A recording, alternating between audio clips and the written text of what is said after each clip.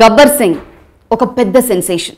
సర్దార్ గబ్బర్ సింగ్ అంతకన్నా పెద్ద sensation. World wide Sardar Gabbar Singh release అయ్యి ఓపెనింగ్స్తో టాలీవుడ్లో సరికొత్త రికార్డ్స్ని క్రియేట్ చేసింది అంటే అతిశయోక్తి కాదు. And yes, celebrating the success with us is none other than Pawan Kalyan garu himself, the Sardar Gabbar Singh himself. మరి సక్సెస్ ముచ్చట్లు విశేషాలు ఆయన నుంచి తెలుసుకుందాం రండి. నామ్ యాదేనా? Gabbar Singh, Sardar Gabbar Singh. Ladies and gentlemen, he's back once again. This time as Sardar. So all the bad guys, Khabardar. Sardar. Sir, first of all, congratulations for another fabulous hit. Thank you. Sardar Gabbar Singh. To start off, guts plus guns plus love. ఈ equation పై మీరేం comment చేస్తారు? How ఇది ఎలా పుట్టింది, guts plus guns plus love? కథ ఏదో అనుకున్నప్పుడు ఏమేమి మెయిన్ ఎలిమెంట్స్, కీ ఎలిమెంట్స్ ఉన్నాయి అనుకున్నప్పుడు, అంటే ఈ కీ ఎలిమెంట్స్ ఫిల్మ్ ఉన్న సమస్యలను ధైర్యంగా, అంటే నేను ఎలా చూసాను, ఉన్న సమస్యలను ధైర్యంగా ఎదుర్కోవడం. గన్ అనేది ఒకసారి అంటే మన మెటఫరికల్ లాంగ్వేజ్లో మన గన్ అంటే కానీ నాకు నిజ జీవితం నాకు ఎలా ఉంటుందంటే, గట్స్ ఒక సమస్యని చాలా ధైర్యంగా ఎదుర్కోవడం. అలాగే లవ్ అంటే లవ్ ఫర్ ఎ కాజ్ అనుకోవచ్చు, లేదంటే గన్స్ అంటే it could be like kind of weapon. Sometimes it word can be your weapon. నేను అట్లా తీసుకుంటాను దాన్ని ఎగ్జాక్ట్ లిటిల్ మీనింగ్ అంటే. సో గన్స్ ని అసలు వదిలిపెట్టలేదు కదా సార్ మొత్తం సినిమాలో. గన్ అది చాలా గన్ కల్చర్ ఉన్న ప్రాంతం అది. సో దానికి ఈ యాంటీ సోషల్ రౌడీస్ కానీ వీళ్ళందరికీ అందరి చేతులు తుపాకులు ఉంటాయి. So the same vice police కూడా అదే స్థాయిలో ఉంటారు అంతా.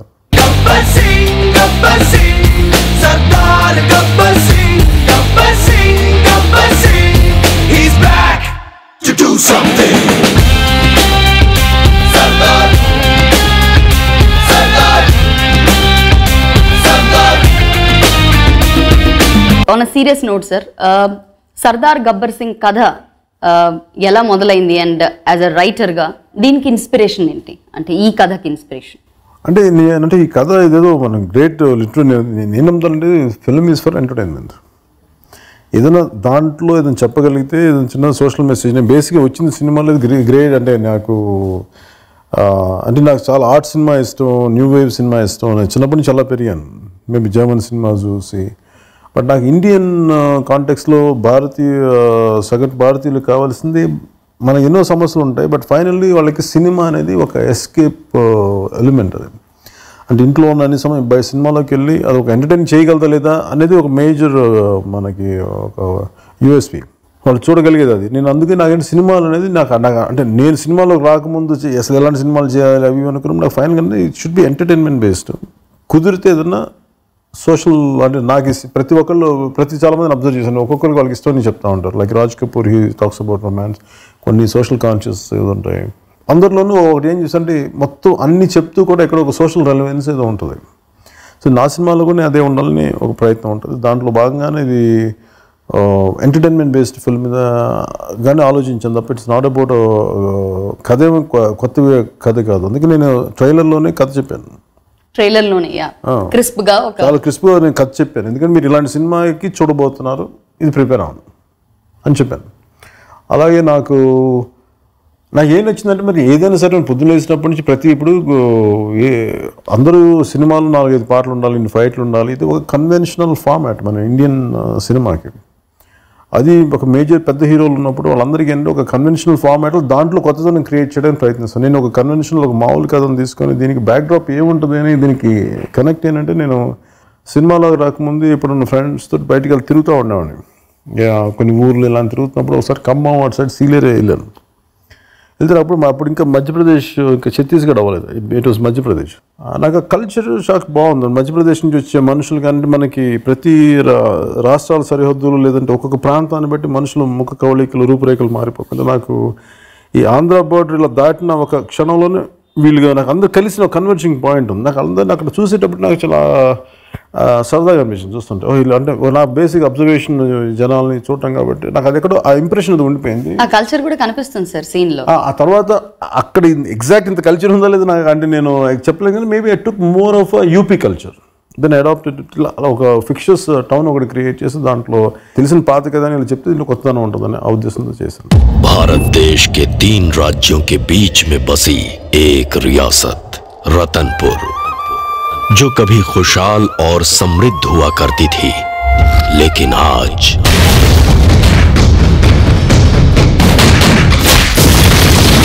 ये जमीन हमारे पुरखों की देन है, सब छोड़कर कहाँ जाएंगे हम लोग? मुझे इस मिट्टी का सौदा करना पसंद है. इस जमीन से मुझे करोड़ों का मुनाफा है. इन बेचारों को मारकर इनकी जमीन छीन लेना अन्याय नहीं है? तू इन लोगों को इंसाफ दिलाएगी? इस रतनपुर इलाके का king Bhairav Singh. Bhairav Singh.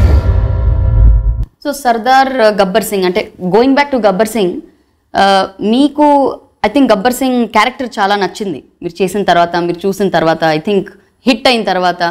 So you really love the character, అందుకనే దాన్ని అలా ఎక్స్టెండ్ చేస్తే బాగుంటుంది అంటే అన్న ఆలోచన అంటే గబ్బర్ సింగ్ సినిమా అసలు ఒరిజినల్గా నాకు అవుట్ ఆఫ్ నెసెసిటీ వచ్చింది. అవుట్ ఆఫ్ నెసెసిటీ అందుకే నేను దబాంగ్ నాకు చూపించారు సినిమా దబాంగ్ అక్కడ రిలీజ్ అయిన తర్వాత వెంటనే ఒక 2 నెలలకు 3 నెలలకు నాకు చూపిస్తే నాకు అది ఎలా చేయాలో నాకు అర్థం కాదంటే ఇది సల్మాన్ ఖాన్ పర్సోనా మీద ఉంది, ఆయన వ్యక్తిత్వం మీద ఉంది, ఆ యాటిట్యూడ్తో ఉంది చెప్ప కథలో మామూలు కథ తల్లి ఉంటుంది ఇలా ఉంటాడు, కొత్తగా ఏముంది దీంట్లో చెప్పి నేను చేయలేదు దాన్ని. మేము గబ్బర్ సింగ్ చూసేటప్పుడు కూడా సల్మాన్ ఖాన్ నేను తలుచుకోలేదు సార్.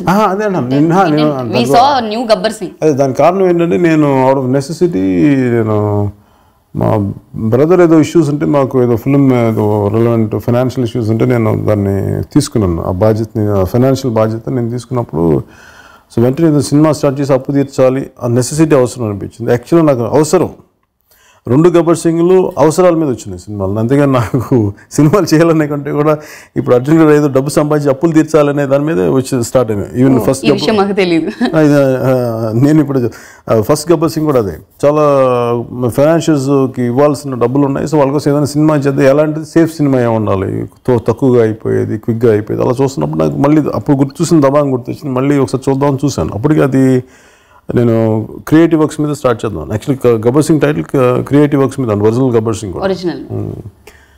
సో నేను స్టార్ట్ చేసి సో నాకేమనిపించింది అప్పట్లో ఒక పోలీస్ ఆఫీసర్ ఒక ఆయన ఉంటాడు మనకి ఓల్డ్ సిటీలో ఈ మైర్ ఆఫ్ కమ్యూనల్ రైట్స్ జరుగుతున్నప్పుడు ఒక నాకు తెలుసు ఆయన, అంటే నేను దూరం నుంచి చూసేవాడిని, నా ఫ్రెండ్స్కి బాగా తెలుసు ఆయన.